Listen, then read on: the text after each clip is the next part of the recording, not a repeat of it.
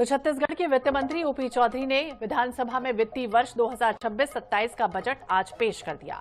ये बजट 1,72,000 करोड़ रुपए का है और संकल्प की थीम पर आधारित है। बजट को लेकर नेताओं ने अपनी प्रतिक्रियाएं दी। आइए आपको सुनाते हैं कि क्या कुछ कहा तमाम नेताओं ने।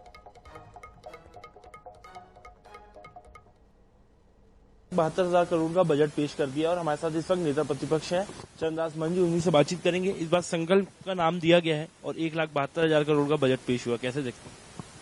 अभी तक संकल्प के नाम से बजट तो प्रस्तुत किया उनने, मगर अभी जितने भी कर्मचारी हड़ताल पर बैठे हैं उनकी जो छोटी छोटी मांगे हैं उसको पूरा करने के लिए कोई योजना इनके मन में नहीं है।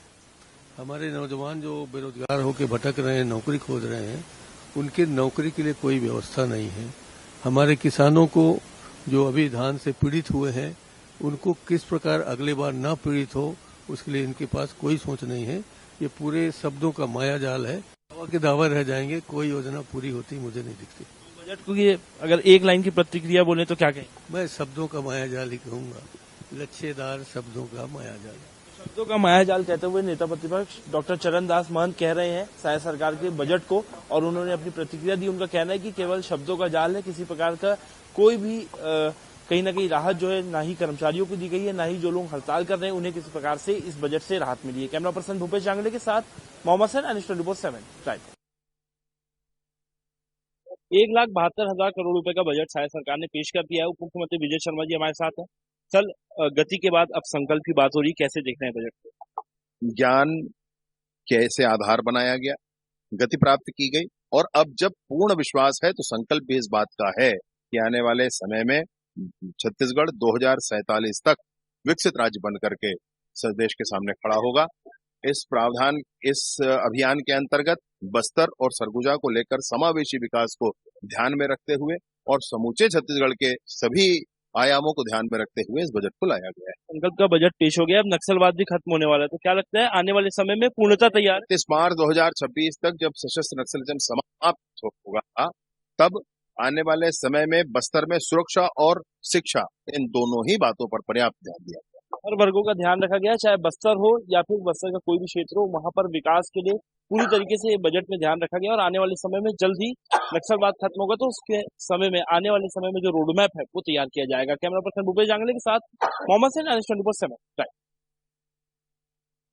साय सरकार ने अपना 1,72,000 करोड़ का बजट पेश किया है। अनु शर्मा जी ये विधायक हमारे साथ।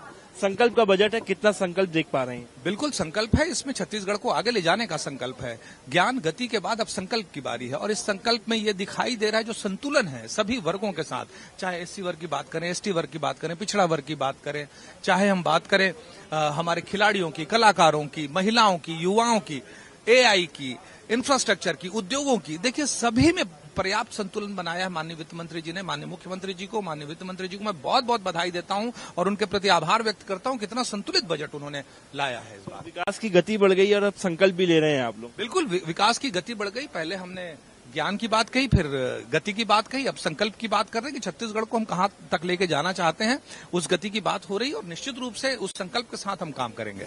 ज्ञान, उसके बाद फिर गति और अब संकल्प की बात हो रही है इस बजट में। तो साय सरकार का तीसरा बजट जो है आज वित्त मंत्री ओपी चौधरी ने पेश किया है 1,72,000 करोड़ का, और निश्चित रूप से सभी वर्गों को कहीं ना कहीं से राहत है और सभी वर्गों के लिए कुछ ना कुछ है, ऐसा विधायक अनु शर्मा कहते हुए नजर आ रहे हैं। कैमरा पर्सन भूपेश जांगड़े के साथ मोहम्मद सैन, अनिश 24/7 राइट।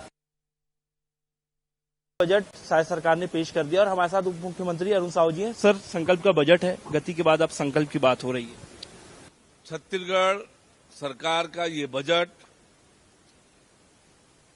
जिस संकल्प को लेकर हम सरकार में आए हैं, हमने बनाया है, हम ही संवारेंगे। छत्तीसगढ़ को संवारने का ये बजट है, विकसित छत्तीसगढ़ निर्माण का ये बजट है और एक एक विभाग, एक एक वर्ग, एक एक क्षेत्र को फोकस करके विकसित छत्तीसगढ़ के निर्माण के लिए बजट आया है। तो निश्चित रूप से जो संकल्प लेकर हम आए हैं, हमने बनाया है, हम ही संवारेंगे और विकसित छत्तीसगढ़ निर्माण के विजन को दर्शाने वाला ये बजट है। विकसित बजट जो है वो ये दिखाई दे रहा है और अलग अलग वर्गों का, सभी वर्गों का ध्यान रखा गया, ऐसा उप मुख्यमंत्री अरुण साहू का कहना है। कैमरा पर्सन भूपेश जांगड़े के साथ मोहम्मद सैन, Anis 24/7 रायपुर।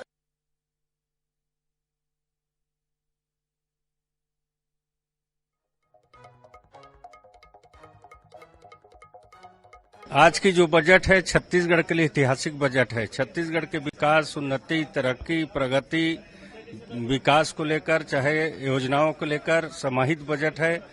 उद्योग क्षेत्र में भी काफी बड़ा बजट का अनुमान रखा गया है। इससे उद्योग हमारा आगे बढ़ेगा, इससे क्षेत्र का विकास होगा, छत्तीसगढ़ के नौजवान लोगों को रोजगार उपलब्ध होगा, छत्तीसगढ़ की बेरोजगारी दूर होगा और छत्तीसगढ़ को इससे बहुत बड़ा लाभ भी होने वाला है। छत्तीसगढ़ तरक्की, प्रगति, उन्नति करेगा। मैं इस बजट के लिए माननीय वित्त मंत्री जी को, माननीय मुख्यमंत्री जी को बहुत बहुत धन्यवाद देता हूं। संकल्प की थीम से कितना इत्तेफाक रखते हैं? बहुत संकल्प हमारा पूरा होगा और इसी संकल्प के साथ बजट लाया गया है।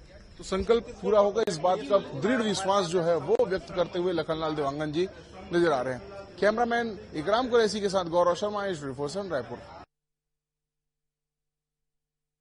छत्तीसगढ़ सरकार का बजट आज पेश कर दिया गया। संकल्प के थीम पर यह बजट जो है वो पेश किया गया। रामविचार नेताम जी है।